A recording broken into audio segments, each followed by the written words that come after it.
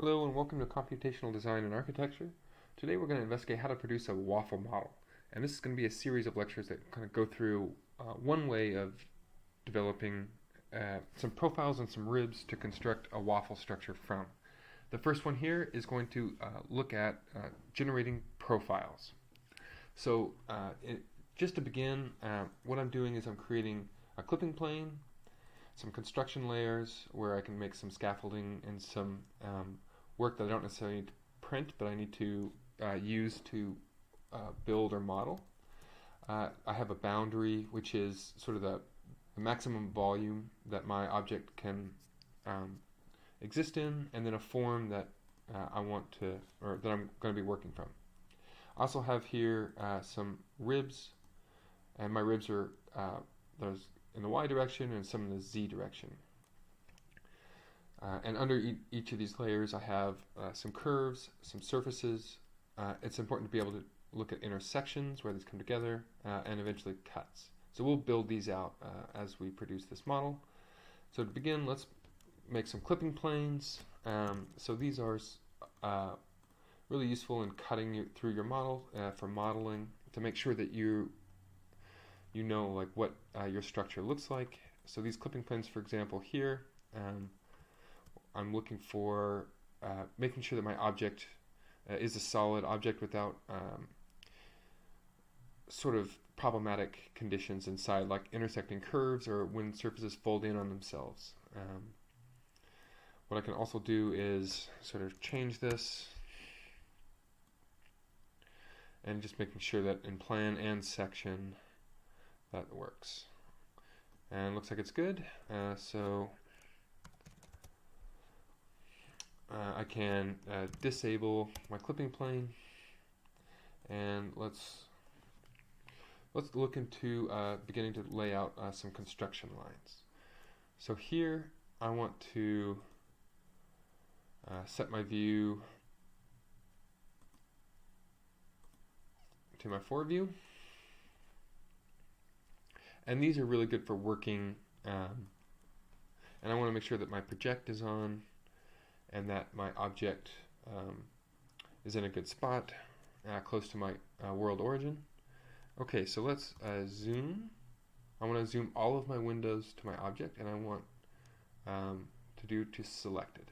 Okay, so that sort of centers my object in all of my views.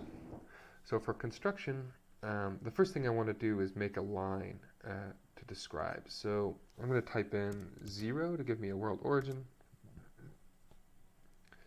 to the extent.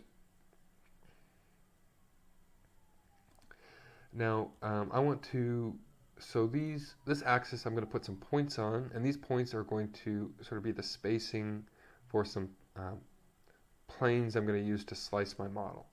So in this case I'm going to do a uniform spacing. So I'm going to say divide, and I want to divide by a number instead of a length. So I'm going to mark ends are going to be no. I don't need to mark the ends, I just need the internal ones, and I'm going to say that's going to be let's do 5.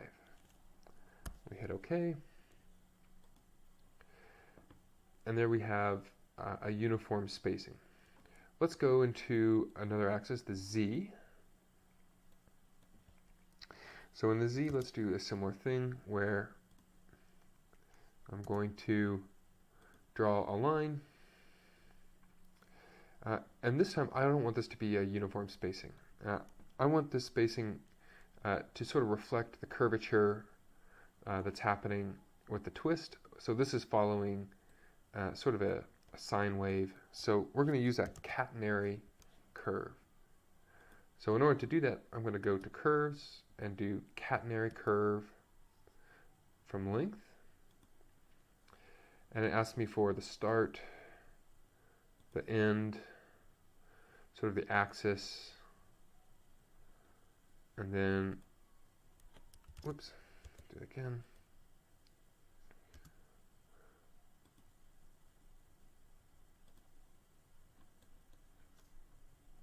Oh, there we go. Okay. So here, the steeper it is, the more varied the distribution of points is going to be. So let me draw my axis again. And I'm going to divide this by a number. So I want 10. Actually, you know what? I'll do a little more. I'll do 12. That looks good. And now I can actually turn my form off as I work. I want to make sure that my ortho is on and my project is on. And what I'm going to do is I'm going to draw lines from these points, make sure perpendicular is on as well, to these lines. So you'll notice that the spacing between lines increases as it approaches the center of my curve, the inflection point, and the spacing decreases, lines become denser as they get towards an end, an extreme. Alright, so now what I want to do is draw some points here, so I'm going to use the intersect command, and I want to intersect, draw intersections at where those lines meet my axis. Okay, and now I can clear my selection and show my form again. And what's happening is we can see sort of where these divisions are going to be in the Z. Okay, so let's go to our Y layer, and we're going to draw. So I want to draw a surface or a plane that cuts through this model. So in order to do that, I'm going to make a rectangle, and it's in the YZ domain. So let's pull this out. Now this shape has to be a little bit bigger than the object itself, so it slices through it. Okay, so that looks good. So now what I can do is I can turn this into a surface by going to Surface Tools and selecting Surface from Planar Curves. Okay, great, that looks good. I can delete my curve. I don't need that anymore. All I want is my surface. And let's move that. So now I'm in my top view here. So I want to make sure it's distributed on each of these points. So I can copy and move the Y along those points. So here we can sort of look at how we're slicing my model, and I think that looks okay. You're going to sort of play with sort of balance how many curves you need to define your form versus how much time you have to construct it. So there's sort of a trade-off to each direction. If I don't have enough curves to define my form, I lose the form itself. If I have too many, it might take quite a while or become too dense. So I'm going to sort of play around with this number, so that looks okay there. Alright, so let's do the same thing. So I can also generate a surface from 3 or 4 corner points. So I can do this, and I can make a surface this way.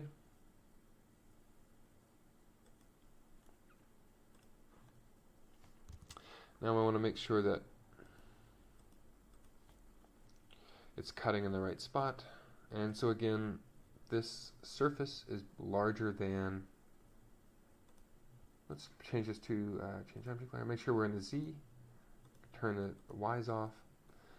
So our surface is larger than the object. Okay, so that looks good. And there's no curve, it's just a surface. So let's copy these and pull it in the right spots.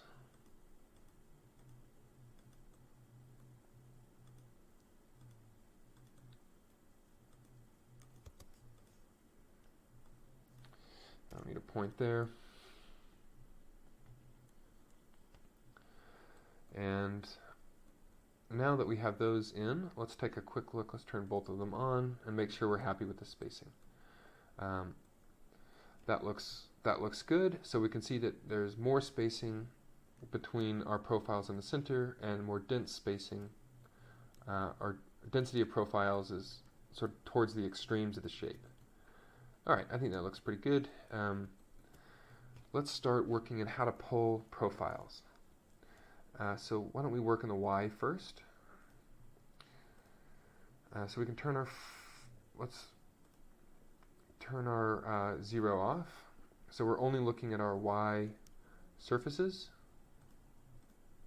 And I can do a double check. I could do, I want to only look at surface, so I can select curves, and I have no curves selected, so that's good. So I'm only looking at surfaces and poly surfaces. So let's go into our Y ribs. So here I have a curve layer. So I'm going to make this my active layer, and this is the layer that my profiles are going to be generated from. So I'm going to use the intersect command again. So before we were using intersect to describe points, now we're going to use it to describe curves. So I'm going to say intersect.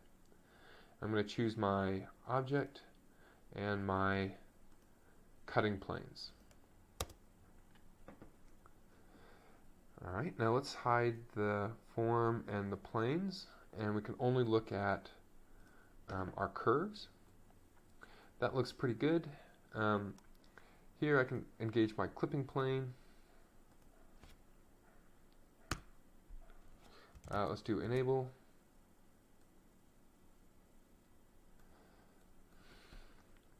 And that looks good, that looks good, that looks good. And I can 180 just to make sure. Looks good, looks good, looks good, looks good. And what I'm looking for here precisely is any evidence of self-intersections. And so from a visual perspective, it looks okay. Sometimes they're tricky, and you can use the test self-intersecting curves command to be, if you're worried about, to be more precise. So let's turn our, let's disable our clipping plane. I can turn that layer off. And now I want to select my curves, and I want to give these a thickness. So I'm going to use the offset command. So if you type in offset, you get a list of functions associated with the offset. So you can affect meshes, curves, or surfaces. In this case, I want to use OffsetMultiple because I'm going to be working or batching a selection of curves instead of doing it one by one. And now it asks you for a side to choose and how far do you want to offset it. So I'm going to offset it by 1 inch, and I'm going to offset it to the interior of my form like this. Let's pull our clipping plane up again, and let's do enable. Okay.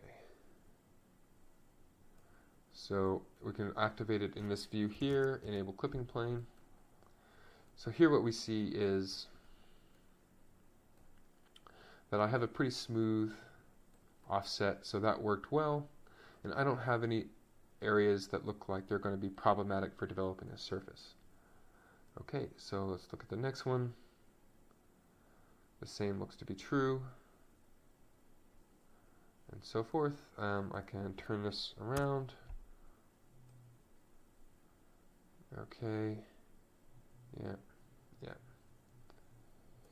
What I can do is also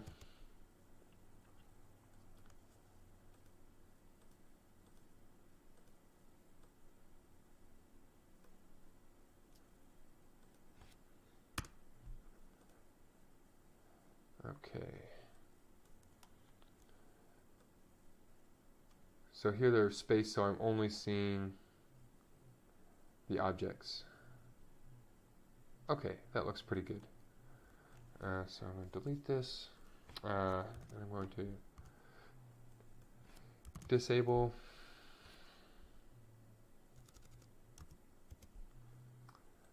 and disable, and I can hide this layer. So now I want to go to my surface layer, now that my offset looks good, and I want to turn these into surfaces. So what I'm going to do is select my curves and change them to surface from planar curves, and you can find this under the surface tab, surface from planar curves. All right, that looks good. Let's turn our attention back to the Z, so we can turn our Y off, turn our Z off, turn our form on, and expand our Z's. Okay, so I have the same thing. I have curves and surfaces, and then we're going to get into the intersections. So let's make sure that I'm in a curves layer, and let's type in intersect and choose these objects. Okay, and again we're doing the same thing. We can turn off our construction planes and our form, so we're only looking at the curves themselves. We're going to offset multiple. My distance is 1, and I want to offset it to the interior. I select these objects. I can select them by select curves. Let's change my object layer, to a surface layer, and do surface from planar curves. And now I can turn off my curves. Okay, this is where my the structure of my ribs is going to be. So I have a thickness, and it also begins to show sort of some ideas for construction. Now what you'll notice here is that there are a few problems, namely that my forms here are going to be difficult to add in. So there's sort of a game for sort of controlling what's happening here. Let's fix these curves in the following way. I want my blues, my Y ribs, to not have these the bottom bridge and the top bridge. So let's go to my surface. I'll turn off my Y's, and what we need to do here is sort of adjust these. So what I can do is I'm going to draw a line. I want to make sure my project is off.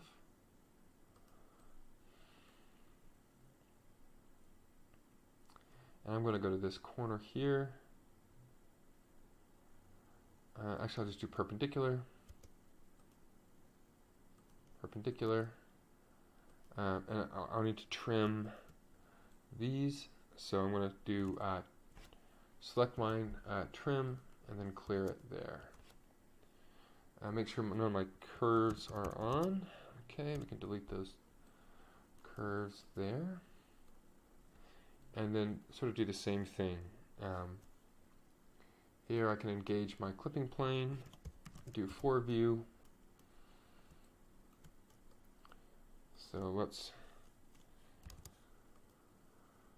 sort of move this here, and we're going to mirror that across. Okay. So we're going to do enable clipping planes.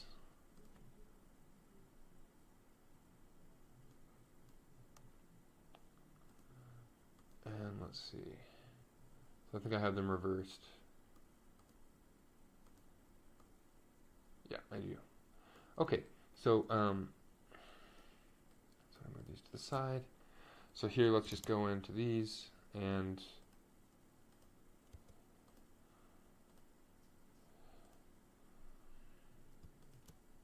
let's trim.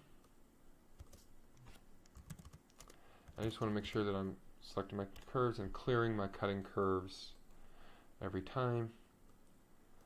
Okay, let's move to the next one. Do the same thing.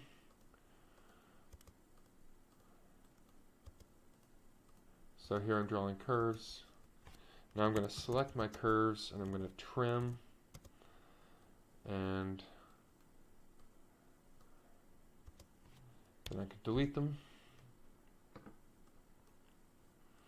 Move to the same thing, so I can trim.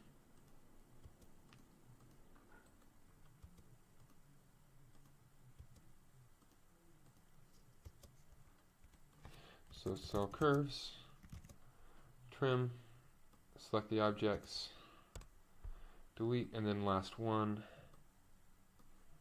is here.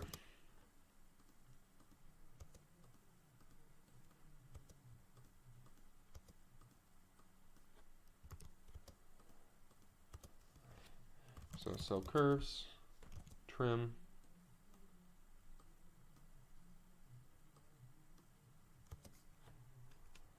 Okay. Disable my clipping planes. So now when I turn my Z's back on, okay, so that looks a little bit better. So now I have an idea that I don't have areas where I can't slot in my my green ribs, my Z ribs into my Y ribs. Okay, so the next we're going to look at how to notch. So stay tuned for the next YouTube coming out. Thank you.